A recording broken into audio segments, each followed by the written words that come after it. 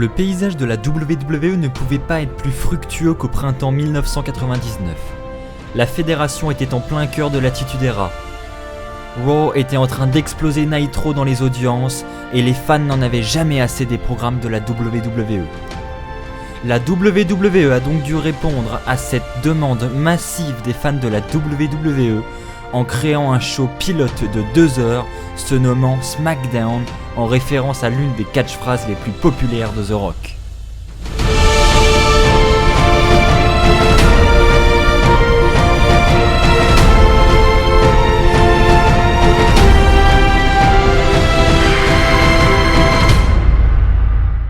L'épisode pilote de SmackDown a eu lieu le 27 avril 1999 au New Haven Coliseum dans le Connecticut, une arène qui n'existe plus aujourd'hui. En main event de cet épisode, nous retrouvions The Rock et Stone Cold Steve Austin qui faisaient équipe ensemble pour affronter Triple H et l'Undertaker. La réponse des fans face à cet épisode était remarquable, ils voulaient voir ce show chaque semaine à la télévision.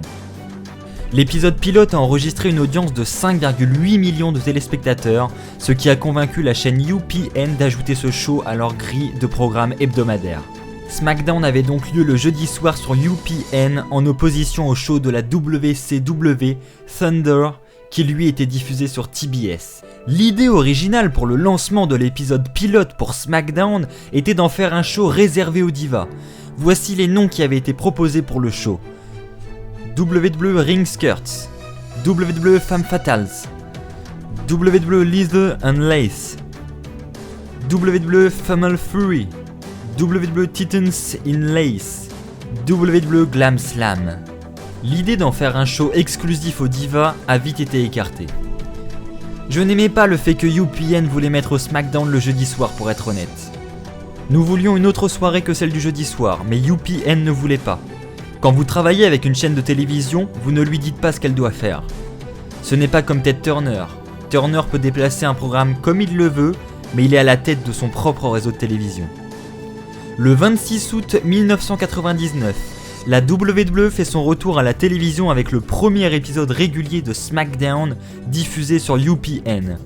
Tout comme l'épisode pilote, ce premier épisode officiel fut un grand succès au niveau des audiences.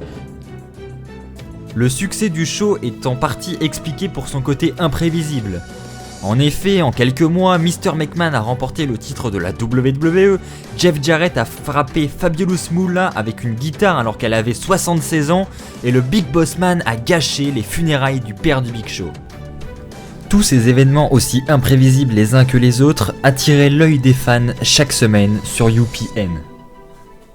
Alors que tous les fans et employés de la WWE étaient enjoués par le succès de SmackDown, une personne ne partageait pas ce plaisir.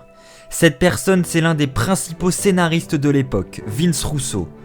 En effet, il était frustré par la charge de travail supplémentaire que représentait ce nouveau show. De plus, il commençait à se sentir sous-estimé pour le rôle qu'il a joué dans le succès de la WWE. Tout le mérite allait à Vince McMahon et cela me mettait en rage parce que je savais que je travaillais dur en backstage.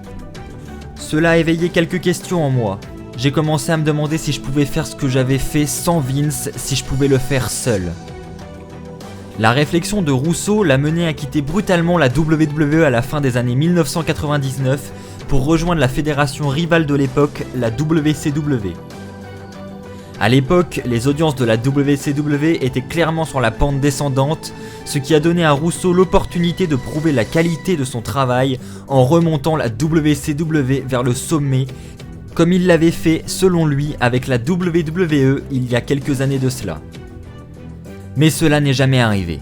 Nitro a continué à baisser ses audiences, même avec la présence de Vince Russo.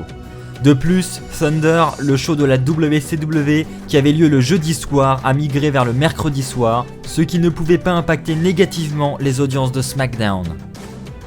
Durant sa première année de diffusion, SmackDown était reconnu pour son décor et son écran ovale.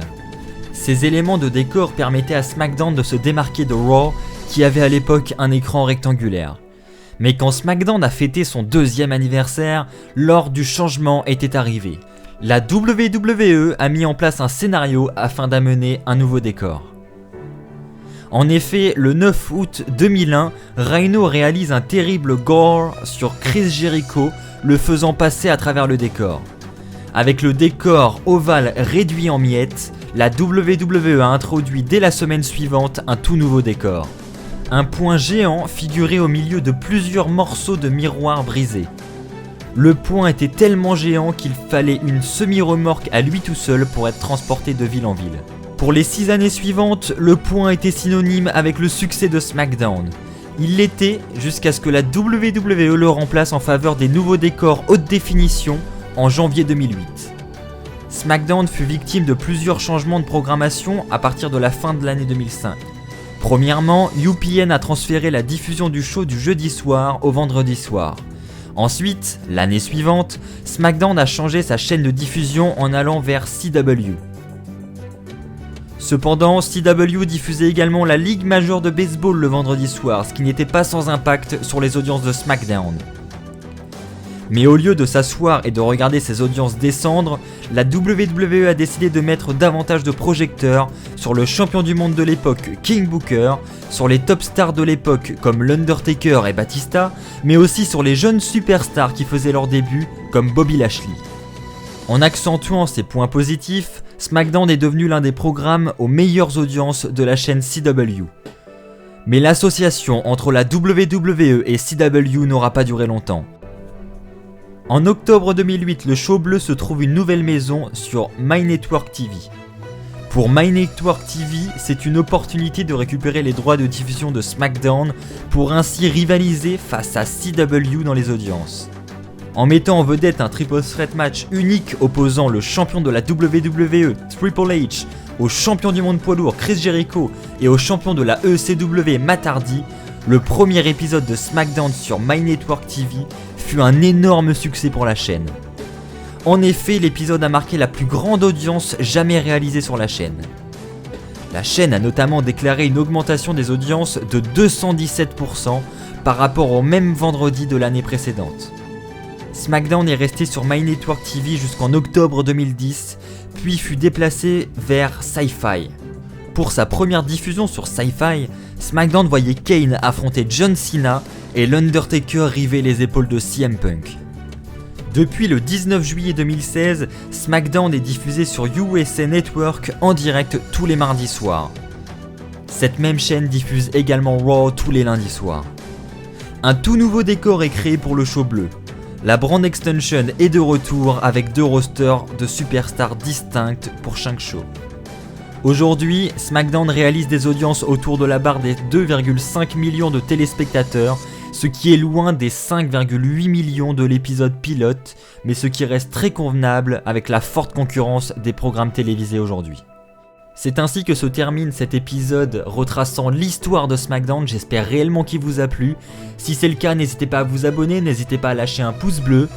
A très vite pour de nouvelles émissions sur WWE Fan France.